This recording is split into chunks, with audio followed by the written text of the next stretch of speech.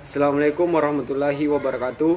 Perkenalkan, nama saya Muhammad Miftah Sidik dari kelas PJKRA dengan NIM 20030150045 dari dengan jurusan Pendidikan Jasmani, Kesehatan dan Rekreasi.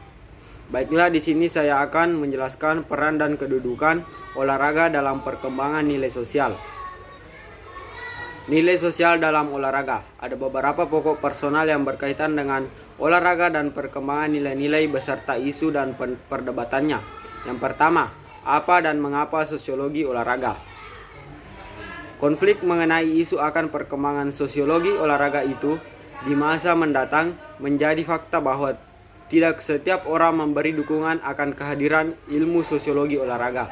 Bahkan seringkali muncul pertanyaan bagaimana kita berbuat dengan ilmu sosiologi olahraga.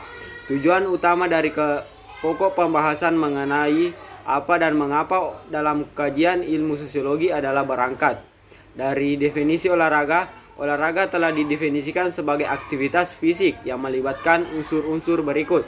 1. Keterampilan fisik. 2. Kompetensi institusional. 3. Kombinasi antara motivasi, instrik, dan eksentrik. Ini pada setiap pelaku olahraga. Yang kedua, apa dan bagaimana olahraga dalam perspektif teori sosial. Pembahasan tentang apa dan bagaimana olahraga dalam perspektif teori sosial dimaksudkan untuk mengkaji secara lebih mendalam mengenai berbagai fenomena sosial yang muncul dalam dunia olahraga, sehingga diketahui dan dipahami hubungan antara olahraga dan masyarakat. Di dalam itu ada 4 kerangka teori yang berhubungan dengan olahraga dan masyarakat. Yang pertama, teori fungsionalisme. Yang kedua, teori konflik. Yang ketiga, teori kritik. Yang keempat, teori interaksi simbolik. Selanjutnya, yang ketiga, olahraga dan perubahan paradigma hidup manusia. Struktur kompetitif dan orientasi kompetitif yang mencakup dalam olahraga terkait erat dengan struktur budaya dan struktur sosial. Pada masyarakat sosialis, tekanan olahraga pada dimensi komentatif diarahkan tekanannya pada dimensi kooperatif dalam membangkitkan semangat.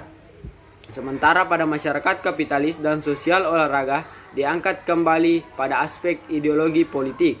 Namun begitu, sejauh ini ada keyakinan bahwa keikutsertaan dalam olahraga bisa membentuk karakter atau perilaku menyimpang, terutama pada olahraga kompetitif di mana sikap curang akan karena ingin menang seringkali muncul pada masing-masing atlet. Ini harus dihindari agar nilai-nilai sportivitas tetap dijunjung tinggi. Yang keempat, desain program olahraga untuk anak-anak. Menurut beberapa literatur, keikutsertaan anak-anak dalam program olahraga menjadi model dalam bentuk karakter atau membentuk karakter anak ke arah yang lebih baik. Namun, konsekuensinya yaitu sikap sikap yang positif dan negatif pada anak.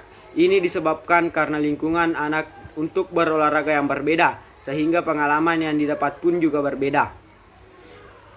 Desain program yang disusun, yang penting adalah bahwa organisasi program olahraga bagi anak-anak yang membuka hasrat untuk mau berupaya.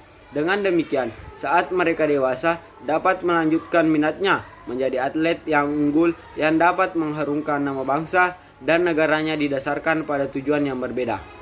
Selanjutnya, yang kelima, agresi dalam masyarakat atau kontroversi peran olahraga. Sampai saat ini masih ada kontroversi peran dalam olahraga kehidupan masyarakat. Sebagian ada berpendapat bahwa olahraga merupakan obat yang berpengaruh positif terhadap masyarakat, dan ada pula yang berpendapat bahwa olahraga menjadi penyebab atau pemicu munculnya perilaku agresif atau menyimpan.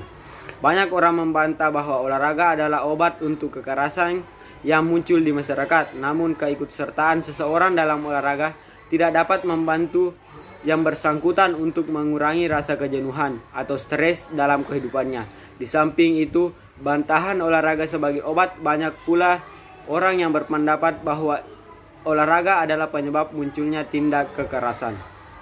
Selanjutnya, yang keenam adalah hubungan antara golongan dan mobilitas sosial.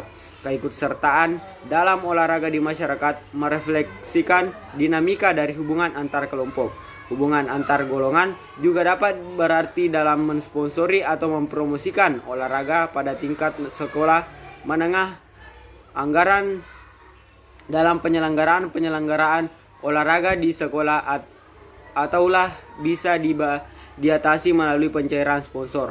Selanjutnya yang ketujuh, nilai sosial dalam olahraga komersial. Olahraga komersial adalah jenis olahraga yang pelaksanaannya diarahkan pada orientasi ekonomi. Sejauh ini, olahraga komersial telah mengglobal dan akan terus berkembang seiring dengan pertumbuhan ekonomi masyarakat dunia. Perkembangannya dipadukan dengan urbanisasi, industri, peningkatan transportasi, dan teknologi komunikasi.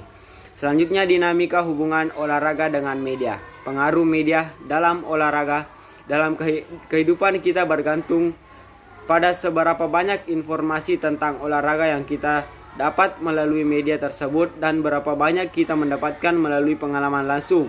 Pengalaman langsung dengan olahraga mempengaruhi bagaimana kita menginterpretasikan dan menggunakan apa yang kita baca, dengar, dan lihat di media.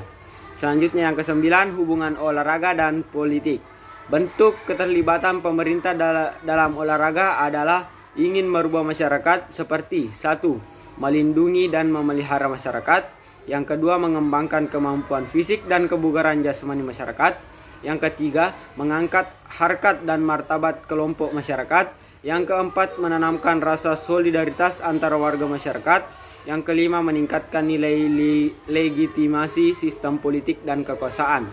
Selanjutnya yang ke-10, kedudukan olahraga di pondok pesantren. Program olahraga di pondok pesantren dapat dimanfaatkan untuk menjembatani kesenjangan antara pondok pesantren dan masyarakat. Namun, saat ini program tersebut dikontrol oleh orang di luar pondok pesantren, maka ada kecenderungan bahwa tujuan pembinaan olahraga perbaikan. Selanjutnya beralih ke kontroversi gender dalam olahraga.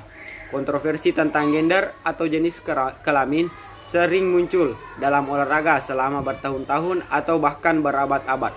Kaum wanita telah dibedakan secara sistematis dari keikutsertaannya dalam olahraga. Namun tidak dapat dipungkiri bahwa jumlah wanita semakin meningkat akan keterlibatannya dalam kegiatan olahraga pada saat ini. Jadi, laki-laki dan wanita tidak perlu membedakan diri untuk beraktivitas olahraga. Bagi keduanya, olahraga telah memberikan kontribusi yang sangat berarti dalam kehidupan, baik sebagai atlet, profesional maupun sebagai pelaku olahraga kesehatan dan rekreasi. Itulah tadi penjelasan yang sempat saya sampaikan. Lebih dan kurangnya mohon dimaafkan. Assalamualaikum warahmatullahi wabarakatuh.